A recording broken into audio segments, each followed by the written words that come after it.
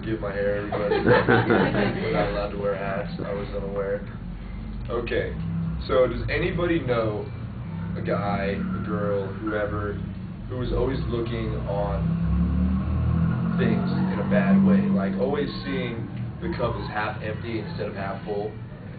I know a lot of people like that. And aside from being annoying, it reminds me of the phrase that I just got on this paper. A pessimist is a man who looks both ways before crossing a one-way street. And if you just look at that, if you're that guy, you know traffic's only coming one way. And if you're that pessimistic that you have to look the other way on the 1 in a billion chance that some idiot's drunk driving the wrong way on the street, then that's kind of a problem.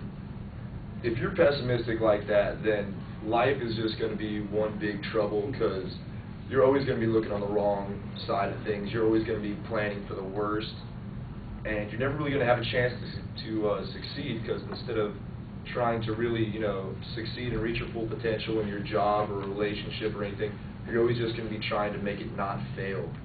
And that's kind of what this quote just reminded me of, is just trying not to fail and always seeing how things go bad instead of really going out there and trying to succeed, being optimistic, and just checking one side of the street and then going across. And I mean, you might get hit, but at least you get across the street faster. I don't know. That's really all I got to say on that one.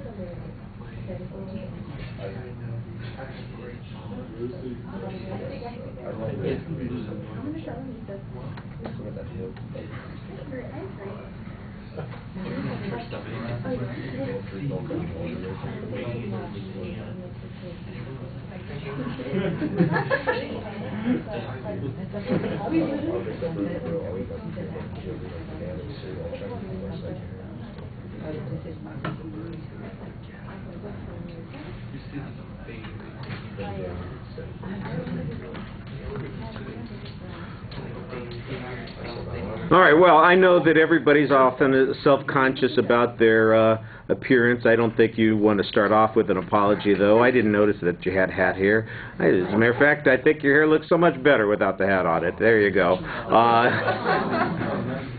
I like the rhetorical question that you have at the beginning, and it seems like you've got a good kind of interpretation of the quote, so I think you're in good shape there. And then you don't really seem like you've got many places to go with it. You're sticking with it so literally that you don't really have any chance to develop it. And you need to give yourself a structure and think about, well, where could I apply this in my life? What are some examples of places where I get, if I think differently about things, my outcome would be better as a consequence. And you're going to think of those things, by the way, like I said to somebody earlier, in the next hour. They're going to be popping in your head. You probably already have 3 of them bouncing around in your head right now. So it's just one of those things that it takes a little bit of practice, and you have to kind of get used to doing those sorts of things. Your presentation skills, look, your voice projects really well. It's pretty smooth. There's nice variety in the voice. The pacing is good. You've got some good indicators. Your facial expressions seem natural, so I think you're doing okay there, and you're talking to the audience, but you need to have a little bit more to talk about. It did feel a little bit like you were bailing out at the end. Your voice drops out, and the exit was a little bit quicker than you might want to hope for. And that, like I said, that's mostly content issues, and when the content falls out from under you, then the delivery things tend to follow along with it. All right, I think what we